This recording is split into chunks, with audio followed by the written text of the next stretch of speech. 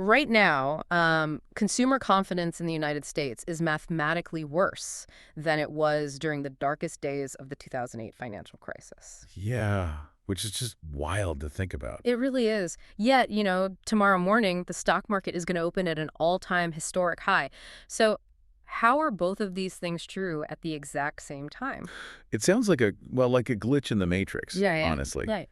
But it's actually the defining feature of the global economy right now. I mean, Yeah. the market is pricing in this flawless macroeconomic soft landing, while the actual consumer base is, flashing severe distress signal. Yeah, severe distress. And look, it is Sunday morning, May 31st, 2026. The market is closed, giving us this brief window to zoom out and make sense of It's this. a very brief window. Exactly. We have a stack of institutional prep documents on the table today, specifically the Market Prep 2026 and the Bulls, Bears, and the Bell strategy briefs. And they map out a pretty intense collision course for the week ahead. Yeah, they do. The single biggest narrative driving the tape right now is AI mania versus hawkish reality. And the goal today is to figure out what this means for you.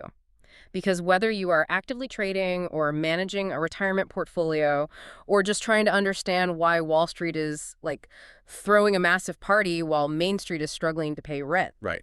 The real world. we are going to break down the mechanics of what happens when that opening bell rings tomorrow morning. Because the margin for error heading into tomorrow is effectively zero. Zero. We are staring down a gauntlet of red folder data releases this week, capped off by Jobs Friday, and the market is historically overextended. So let's talk about how overextended we are by reviewing last week's close, because the sheer scale of the numbers is staggering. I mean, we saw the S&P 500 close at a fresh all-time high of 7,580.06. Up 1.4% on the week. Yeah, 1.4%, which marks its ninth consecutive winning week. We haven't seen a streak like that since 2023. It's incredible momentum. And the Dow Jones made history, too, shattering the 51,000 milestone to close at 51,032.46. And then, the NASDAQ 100 completely smashed through that psychological 30,000 barrier, closing at 30,333.1. Yeah, the weekly time frame shows a really powerful bullish continuation. But looking at just those headline numbers, it doesn't tell you how we actually got there. No, it hides the details. Exactly. Because overall market volume since the March lows has been historically light. It has mostly been a slow grind upward fueled by passive index funds buying on autopilot. But Friday was different. Ooh, Friday was wild. We saw a massive volume burst of over 5.53 billion shares. But if AI cash flows are that strong, you'd think everyone will be buying into every sector. Right, a broad rally. But they aren't. This wasn't a broad-based vote of confidence in the global economy. I look at this market structure, and it's like a massive freight train being pulled by just one or two incredibly powerful AI locomotives. That's exactly what it is. Because Dell Technologies erupted, 32.8% on Friday alone? Yeah, nearly 33% in a single session. It's off blowout AI server demand. And because of the sheer size of that block trade volume, it dragged Microsoft up 5.4% and Broadcom up 4.7%. So are we actually looking at a structurally sound market or just a few tech giants acting as a smokescreen for underlying weakness? The foundation is undeniably fragile, and that's because the participation is just so narrow. Institutions are not buying the average stock. They are aggressively concentrating their capital into high-conviction AI infrastructure. Right. It's a highly bifurcated market. You have real money flowing in, sure, but only into very specific zip codes. The companies building the physical data centers and the underlying large language models. So the rising channel is intact, but the margin for error is effectively zero. Breaking 30,000 on the NASDAQ is a major structural milestone, obviously, but because only a handful of mega-cap stocks are doing the heavy lifting, the entire index becomes vulnerable if just one of those pillars wobbles. which brings us back to that massive divide between Wall Street and Main Street. Wall Street is absolutely euphoric right now. I mean, the S&P is up over 20% in just 2 months. It's nuts. And the latest Bank of America Global Fund Manager survey shows institutional equity exposure at a net 50% overweight. Right, so the big money hasn't been this heavily invested in stocks since January 2022. Exactly. But then you zoom out and look at Main Street. The University of Michigan Consumer Sentiment Index just collapsed to an all-time low of 44.8. Yeah. Again, that is mathematically worse than when the global banking system was imploding in 2008. The divergence has reached historic extremes. I mean, you have real money fund managers who are terrified of underperforming, so they're forced to chase this rally, while the actual consumer is just tapped out by cumulative inflation. Okay, let's unpack this, because if the consumer's tapped out, how are these companies making so much money? I'm looking at the Shiller-KP ratio. The 10-year valuation metric, yeah. Right, and it's nearing 40. The only time in history it was higher was during the peak of the dot-com bubble when it hit 44, and the forward price-to-earnings ratio is elevated at 21. So if the consumer is broke and valuations are literally at dot-com bubble levels, isn't this entire rally just a bubble made of pure hot air? See, it is very tempting to call it hot air, especially with the Shiller CPE near 40. But the fundamental engine pushes back on that assumption. How so? The reason the market hasn't crashed under the weight of consumer distress is that the mega-cap tech companies aren't relying on average consumers right now. They're relying on enterprise spending. BB. Exactly. In the first quarter of 2026, S&P 500 earnings delivered a blended growth rate of 15.1% year over year. That was the sixth consecutive quarter of double-digit earnings growth. And S&P corporate profit margins hit a record 13.4%. Wow, 13.4%. Yeah.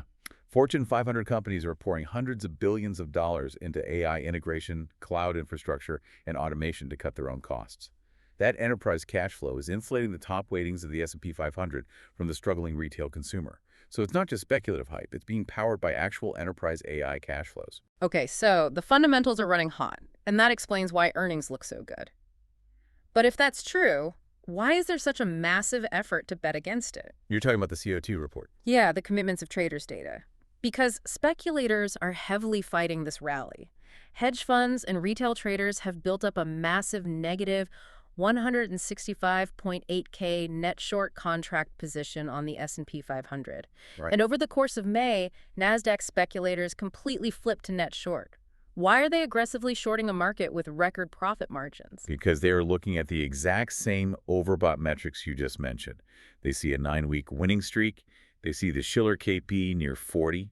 Statistically, markets don't go up in a straight line forever, so these traders are betting on a mean reversion, a pullback. But by shorting the market so heavily, haven't they accidentally created like a coiled spring right underneath the market? They absolutely have. It's pure rocket fuel. This is what institutional desks call the pain trade. Right, the pain trade. For the bears, the path of least resistance is actually higher because they are so heavily short. If the market goes up, they get margin called, forcing them to buy shares at the current high price to cover their position. Which just drives the price up even more. Exactly. You do not short a dull, overbought market when positioning is this crowded. And there is a very specific dynamic happening in the options market right now that's pouring gasoline on this. The briefs call it spot up, vol up.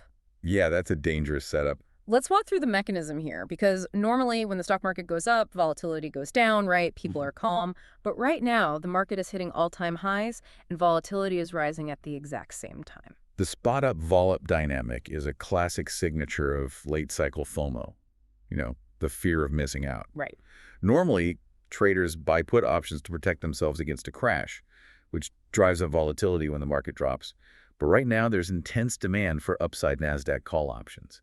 Institutions are terrified of missing the next 30% rally in Dell or Microsoft. So how does buying a call option actually force the stock price higher?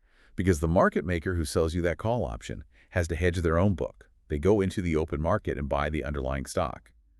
So, massive demand for call options forces market makers to buy billions of dollars of tech stocks, driving prices higher alongside volatility. And there is an upside catalyst floating out there that could ignite this entire trap. Over the weekend, there were whispers of a U.S.-Iran ceasefire agreement. If that deal is signed this week, what actually happens under the hood? If a deal is signed, it triggers massive short covering. Because right now, there is a term premium built into the market.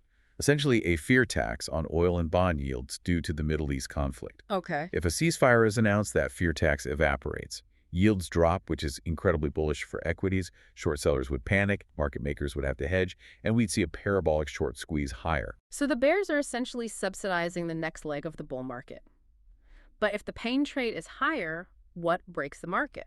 Because while the pain trade is up, there are specific tripwires this week that could blow the whole thing apart. The macro minefield. Exactly.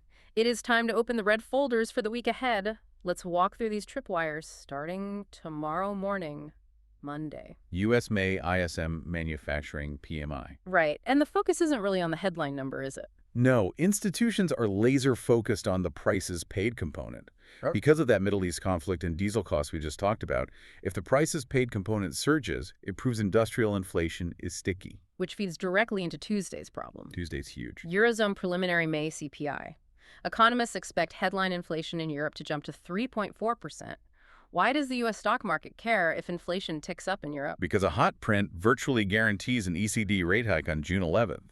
Top European central bank officials are already leaning hawkish. If European rates go up, it pressures global capital flows and creates massive headwinds for U.S. equities. Wow. Okay, which brings us to the main event of the calendar. Friday. Jobs Friday. The May Nonfarm Payrolls report. The big one. Last month, we saw that massive surprise with 115,000 jobs added. This time, consensus expects a cooling down to somewhere between 85,000 and 102,000 jobs, with unemployment rising to 4.4%. Right. But the stakes here are wildly high because of the Fed dynamic, right? Yeah. Newly appointed Fed Chair Kevin Warsh, he just took office on May 22nd. So Friday's NFP print is his very first macro test. So his first FOMC meeting is in mid-June. Exactly. And Friday's print dictates his first move. Wait, I have to stop you there, because bad economic news used to be good news for the market, right? If jobs were bad, it meant the Fed would cut rates. Is that still true? No, the briefs outline a binary risk matrix for this exact scenario, and it shows the old rulebook is dead. Okay, let's break down this matrix. So the Goldilocks print, say, 85K to 105K jobs, that's bullish. It confirms a soft landing. Right, and a too hot print. A too hot print is bearish because it forces Warsh into a hawkish corner. He'd have to keep rates high. Okay, but crucially, a too cold print, say, less than 70,000 jobs, that is also bearish now, isn't it? Extremely bearish because it shifts the narrative overnight from a soft landing to stagflation fears. Oh, wow. Stagnant growth, high inflation. If that happens, cyclical and value stocks will absolutely get slammed. So bringing all of this data back to the listener, zooming out to the bigger picture, if we're tracking these cross currents starting tomorrow morning, what is the game plan? The institutional prep anchors everything to the 10-year Treasury Yield, the U.S. 10Y. Okay, the 10-year yield, which closed at 4.45% on Friday. Right, and it broke its trend line, which is actually what gave tech the green light last week. So if I'm visualizing this, the 10-year yield is essentially the gravity for this entire AI balloon. As long as gravity stays below 4.50%, the balloon keeps rising. Exactly. The critical pivot is 4.50% to 4.60%. If Friday's jobs report is hot and it spikes yields above 4.60%, expect immediate equity multiple contraction. And this dictates sector exposure. 100%. Real estate and utilities are highly vulnerable to Monday's ISM prices and Friday's wage growth. Meanwhile, mega-cap tech, the QQQ, is highly vulnerable to the long-end yield curve. And European exporters are in the crosshairs of Tuesday's Euro CPI and the hawkish ECB. Exactly. You have to watch the structural floors. For the SPX, it needs to hold 7,510, and the NDX must hold 29,000. And if those break? If those break, systematic CTA models flip to sellers. These are algorithmic trend-following funds. Once they start selling, the exit door gets very small, very fast. Wow. Okay, so resetting the deck here, we are looking at this precarious balance. You've got AI cash flows and a massive short squeeze potential on one side, facing off against hawkish central banks and inflation tripwires on the other. It's a historic standoff. It really is. And I want to leave you with one final mind-bending stat from the sources to mull over. Just a month ago, the market was pricing in rate cuts. But today, the CME FedWatch tool shows a staggering 45% probability of a Fed rate hike before 2026 closes. It flipped completely upside down. Right. So if this market can hit 51,000 on the Dow and 7,500 on the S&P while staring down a potential rate hike and the worst consumer sentiment since 2008, what happens when the actual macroeconomic reality finally catches up to the AI mania? Are we resetting the deck for a new paradigm, or is the old rulebook just delayed?